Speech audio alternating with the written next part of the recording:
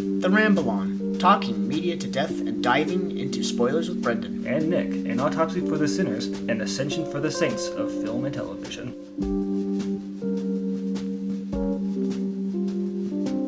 Welcome to the Ramble On. Let's talk Toy Story. Yeah, and I want to open off with, so what was your overall impression of Toy Story 4? I felt like this was their attempt to create something like Logan was for the X-Men movies, but significantly less good in every way. Ooh, that's a good comparison. The Logan of Toy Story 4. Huh. Yeah, this was definitely a very Woody-centered story. Like, it's all about Woody, his emotions, his inability to connect with Bonnie, his feeling of being an outsider in his world, and ultimately his choice to walk away from that life when he couldn't get over Andy. It was. Yeah. No, that's... Yeah. It was all Woody-centered and... But I think this is mostly to the detriment of this film, because we can get away with that with a movie like Logan, where it's a standalone film that also works if you watch the previous X-Men movies and liked seeing Hugh Jackman as a Wolverine. This one, it didn't really work because you're not that attached to Woody. And it doesn't work as a standalone film either. I don't know. I felt a little attached to Woody, mainly because, he's just a childhood icon. There's that little sentimentality there. But, yeah, I'm with you there. Like we said in the American recut, this is just another nostalgia grab, another movie that was just... It wasn't bad, but it was just unnecessary, considering that we had Toy Story 3, which we all thought was the conclusion to the whole Toy Story saga. Now, I want to ask you another question. Yeah. Alright, so what did you mean by the degradation of Pixar? You mentioned that in the American recut. I feel like lately we've seen this trend where Pixar doesn't have many great ideas. They're releasing sequel after sequel after sequel after prequel, or making very poor quality films like The Good Dinosaur. And Coco was one of their rare exceptions in the last, I want to say, 6-7 years for their movies. I haven't seen Coco. Was that actually good? It was good. I really liked it. But, yeah, we've had movies like Finding Dory, which was very mediocre. We had Monsters University, which was forgettable at best. We had Cars 2 and 3. We had... God damn. Yeah, it has been a long series of sequels and prequels, which frankly weren't that great. I think that Pixar has really lost its shining star for as a company that it used to have. I was going to say, yeah, you are right. Pixar and mostly every other movie industry right now. Disney, not Disney. Disney has been knocking it out of the park with their originals. I'll give you that. Okay, with the exception of Disney, who has had a pretty good... The exception of Disney, who's 50% of all companies? Come on. Well, okay, hang on. They're also kind of capitalizing on this nostalgia binge with Lion King, Aladdin, and... I said originals, not the remix. Fair. Anyway, now let's talk about the story. Yeah, so the story for this one is a little bit of a answer to Toy Story 1's thing, where a toy gets lost, Woody goes off to save them, and then they have to make it back to their kid. But this time the twist is, does Woody want to go back to his kid? That's the twist. Like we said, it all focuses on Woody and his little moral quandary, his little philosophical issue where should he stay or should he go? And we do have this character Forky, who is a fork, but he's also convinced that he's trash. And then the metaphor that gets through to him is you are her trash, which is kind of cute, I guess. Yeah, it's cute. But I feel like this is a problem that live action Disney makes have been having, and this is one that feels like has a similar problem, which is it keeps on poking holes into its own universe. What do you mean by that? A lot of the Disney makes, like Beauty and the Beast, I'm trying to think of the names of other ones. Dumbo. Yeah, but basically these movies have a tendency to address plot holes or address issues in the originals that people perceive, and then poke holes in their own logic. Oh, I get you. And trying to solve one Toy Story thing. 4 does that really heavily by doing things like, can garbage be a toy? What does it mean to be a toy? Do the toys have to hide when they're seen, or are they able to choose not to be seen? Oh, that's a good point. Interesting. And there's a few scenes in this movie that do that too, like when they're in the park with the kids and they have like the frisbee thing to make their way out of the park, or when they have the skunk toy that lets them move past people because they can't visibly be seen.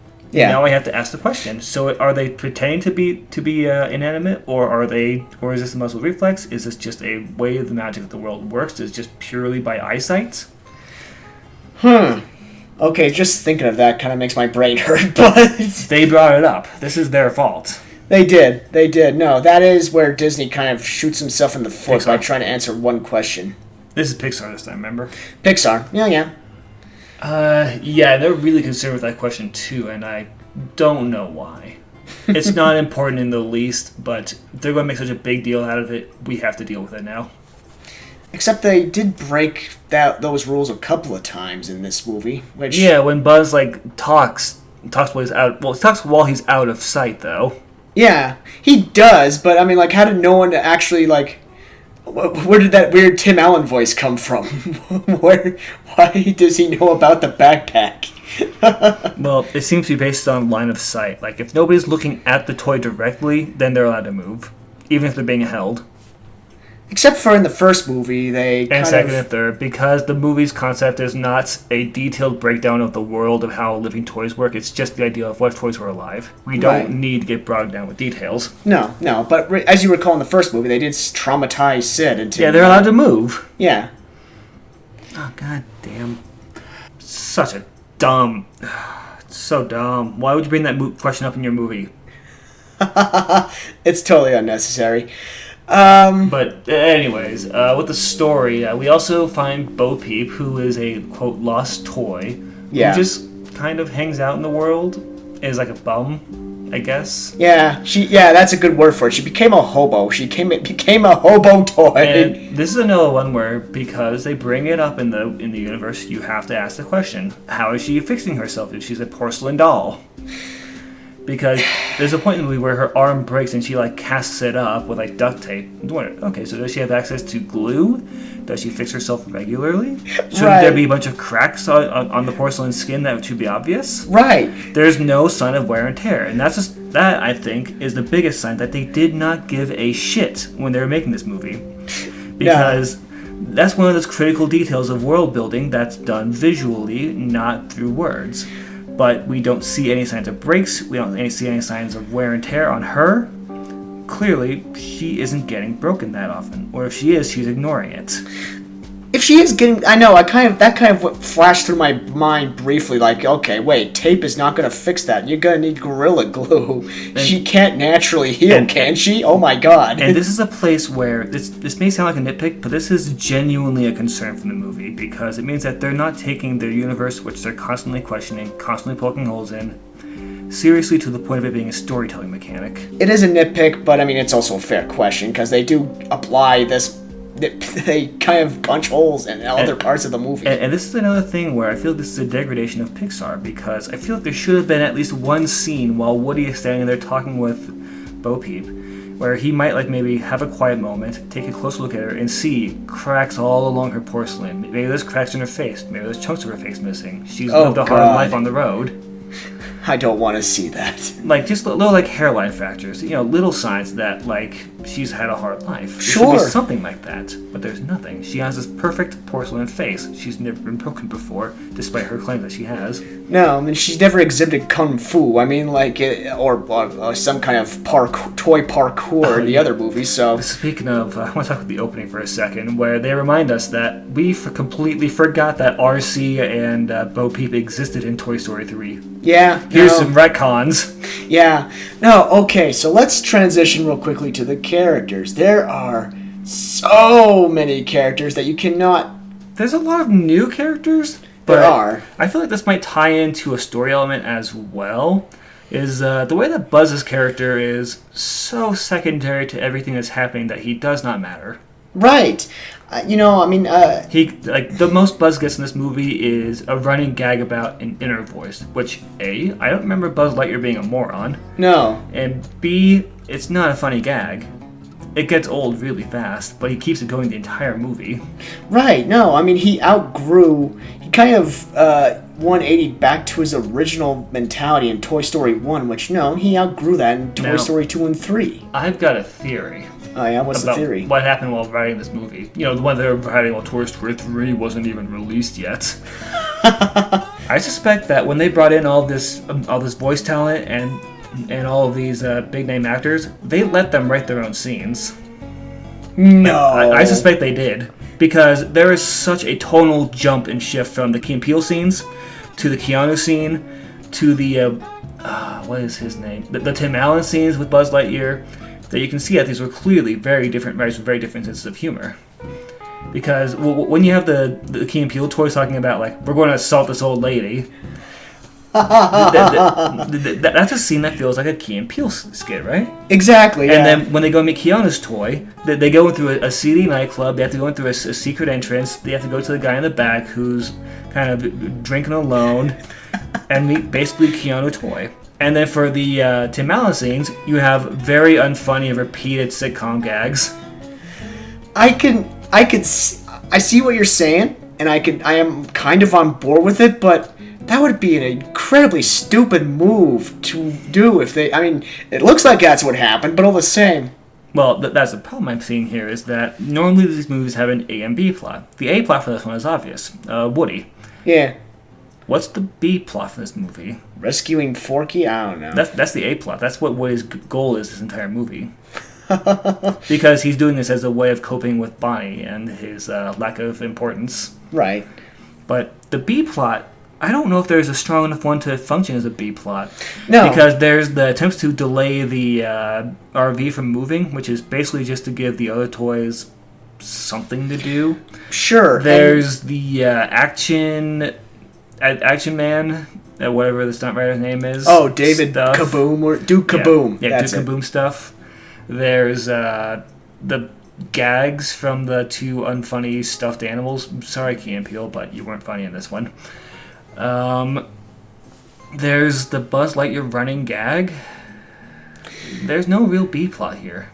No, and I attribute that... This movie sorely needed one. Yeah. Because the A plot was not strong enough to stand on its own here. And you are right, there is no real solid B plot, and I attribute the fault to that to its numerous characters. Like, there were so many characters they tried to touch up on, just to kind of, you know, for the sense of nostalgia and for the sense of... just trying to get the whole band back together vibe. I feel like this is a movie where... I know it's ironic to say, but I feel like they're trying to sell toys with this movie. Oh, totally. Totally. Like, they give these random toys a spotlight, like their own like little skits, their own big scenes every time, and it felt like these characters weren't there to be funny or to inform the plot at all, but just to kind of be side characters for Woody. Oh, yeah. And to sell toys. Like, they wanted to really sell Gabby Gabby toys again. Oh, God. Oh, no, not... I mean, I could see Duke Kaboom out on toy shelves. Well, if there are any more toy shelves left, but... It feels weird for a Pixar movie to be trying to sell toys. I wouldn't put it past them either, though, because, I mean, if you look at the other Toy Story movies, I mean, we had Buzz Lightyear's Zurg action figure. Generally, they made the toys around the plot, though. Like in Toy Story 2, Zurg was supposed to be about Buzz confronting the fantasy versus the reality of who he is. You know, right. It was supposed to be a big thing there. With him having to deal with, like, oh, I'm mass-produced and not unique at all. This is a real problem. Mentally, because that was the nice thing about Toy Story 2 was you had this A and B plot of the A plot of Woody discovering that he is highly unique, and the B plot of Buzz discovering that he is incredibly mass-produced. Right. That was a good B plot. That was hilarious. It also gave some depth to Buzz's character. This is the problem: is that in this movie, Buzz is reduced to what's an inner voice? No, it must be a voice box. That did annoy me. No, and you know, I mean, like I said, there was just he was kind of downgraded to a sidekick or side character instead of an equal partner that he once was. And that's why I suspect that this movie had no pre-planning. Like, they may claim that, like, this is the saddest movie of them all. I nearly cried while I was recording my lines for this movie. We started writing this one before Toy Story 3 even came out in theaters. Like, no, you didn't. Okay, now why was this sad? I cry at Toy Story 3. I didn't cry at this one. It's just something that I think it was Tom Hanks who was saying in interviews that it was one of the saddest Toy Story movies he's worked on. Did they pay him to say that? Or I'm pretty sure they did, yes. I was about to say, that's... I thought... Tom Hanks is a pro. He will sing the praises of any movie he's in. Fair.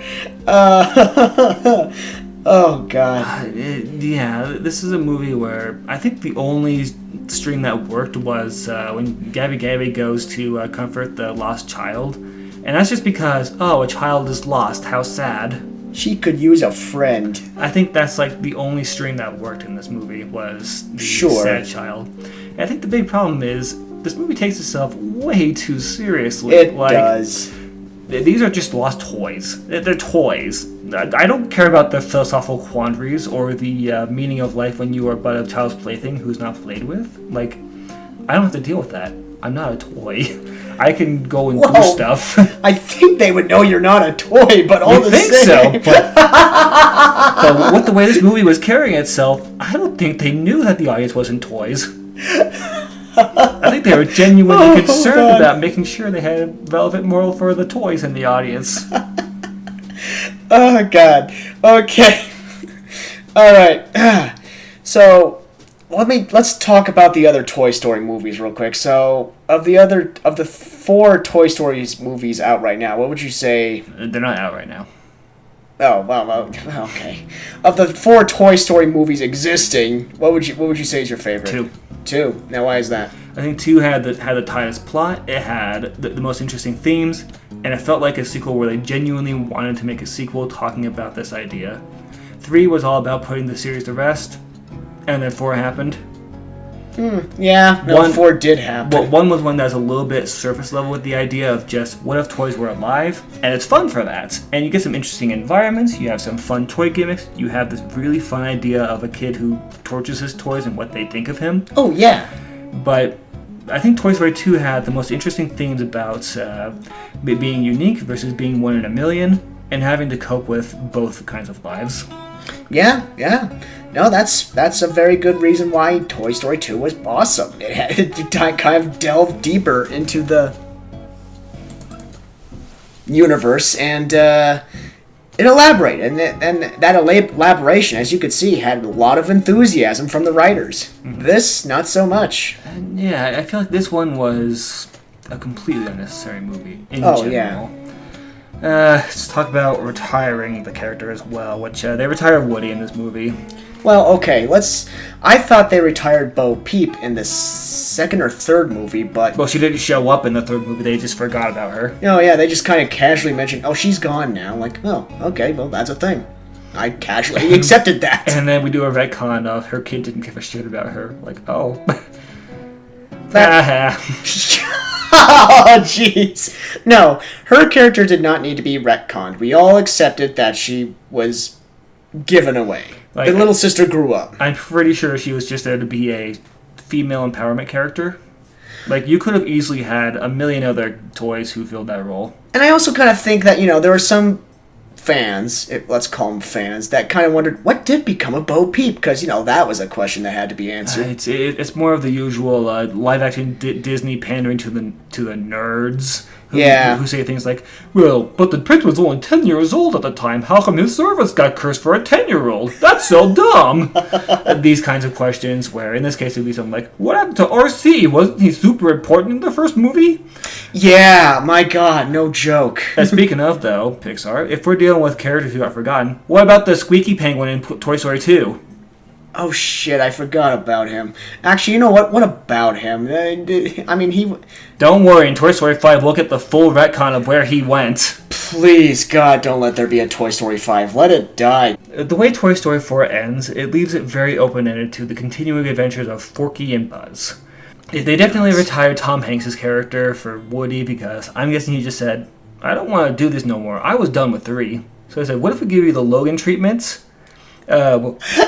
We'll get some guest actors in, let them write their own scenes, and we'll just make whatever we make for Toy Story 5 and beyond.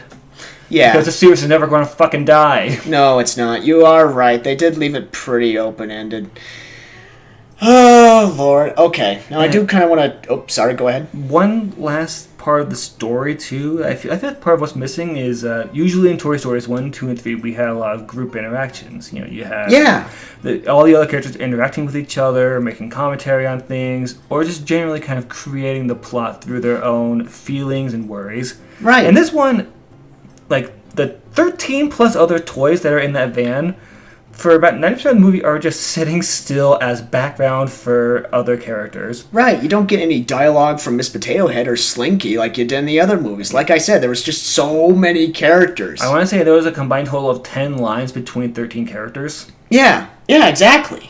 Like, the doll who's taking over for Woody has, like, 6 of them. Yeah, Jessie, who was a pivotal character in 2 and 3. 2 lines. Yeah, 2 lines. Maybe 3. But no. Also, doesn't even get 1. He gets like 6 and that's it. Anyway, no, or like Rex, he gets like 1. 2. Yeah, 1 or 2. Yeah, that's it. You actually counted.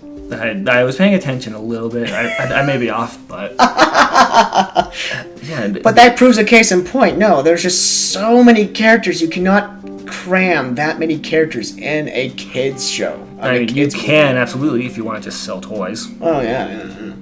If you don't care about the characters, you just want to give them a fun thing or two to say. No, this was clearly pandering for nostalgia and also a means of selling toys. Like, okay, come on.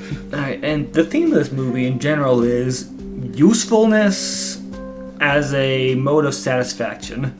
Because it's all about kind of Woody's search for meaning, his search for what does he do for this kid, what is his job, and his ultimate answer is, well, if I don't have a job, I may as well just run away and leave all my friends behind. Isn't he a celebrity in Tokyo? Couldn't he just fall back to that instead? He could do the museum tour, yes. But that's not what a toy is for, apparently, because according to the movie... Apparently the toys are for hanging out in shitty carnivals, which I'm surprised that carnival had more than 50 people at it, because tiny town carnivals, who cares? Yeah, I mean... They're a dying breed. They really are. They really are. I don't know. I don't know what setting this was in Toy Story 4. I don't even know what setting Toy Story 1 took place in, nor do I care. Yeah, I think Toy Story 4 was just kind of a big navel-gazer about, like, what is my purpose? And navel-gazer. And it doesn't really come up with anything. No. And that makes it feel like so much more of a pointless movie. Yeah. Like, Toy Story 3 had a wonderful ending to it, a good end cap to the series, and the idea of the adventures continue off-screen. Yeah. And then we get Toy Story 4. Yeah. So, I hate that this movie exists. I don't hate it, but I don't like it either. I don't like that it exists. It's fine as a movie. Like, I can't get motivated to really get angry at it. But I can be angry at Pixar for digging up the grave of Toy Story and saying, what the hell, slap a logo on there and make another one. That's a good reason. That's a good reason to get angry there. Because really, that is essentially what they did. They dug up an old classic and made a new one. Like, I think with Toy Story 4, I can basically confirm that Pixar is pretty much dead as a company. Oh, yeah.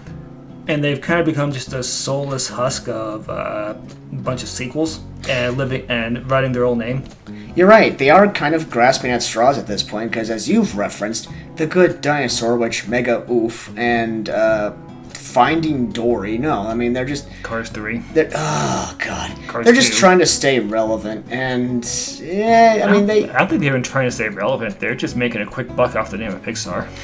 Which is such a shame. I mean, they done well with Coco. It sounds like so. Coco was decent, yeah. I don't think it was as good as old Pixar, but it was pretty decent. They have the ability, but they clearly don't have the will. Yeah. Ooh. Yeah. I agree. That's a good way of putting it. There's the enthusiasm. That's how I feel with Hollywood in general right now. I mean, the resources are there, but where's the enthusiasm? I mean, there have been some movies where you see that enthusiasm that we've watched here and there. Some, but those are a little far and few in between. It's a really weak summer.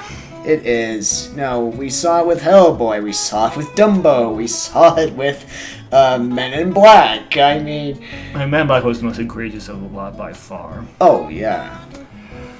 Alright, well, let's wrap this depressing review down. Would you recommend watching this movie, period? Yeah, sure, why not? I mean, again, not a terrible movie, but not a good movie either, so, and hey, if you saw the other movies in theaters, why not? So.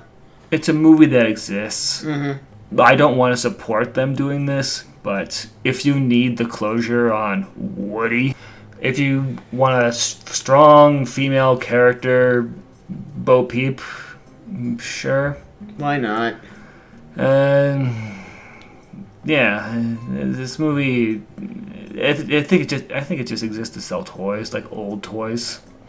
Yeah, because, potato heads are always such timeless. Well, like those weird, like, little Polly Pocket things from the 90s, the ones that, like, had, like, the little house inside the thing. Oh, yeah, or what about that ballerina that was helicopter propelled? Yeah, the Wings, or the Pixies, whatever it's called. Yeah, I haven't seen those since the late 90s. Yeah.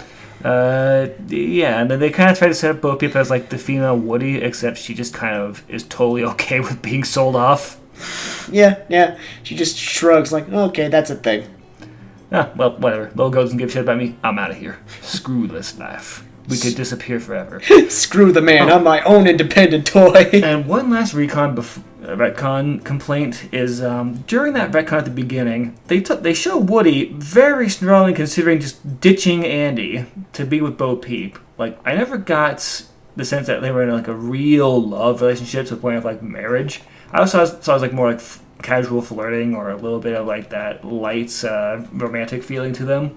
They never really, I mean, it was just so open-ended that I just, like, oh, they're dating or something like that. No, they never really confirmed what their relationship status was. Even when he was with Andy, he was considering running away and ditching the life of being a kid's toy, apparently. Which makes Toy Story 3 feel insincere.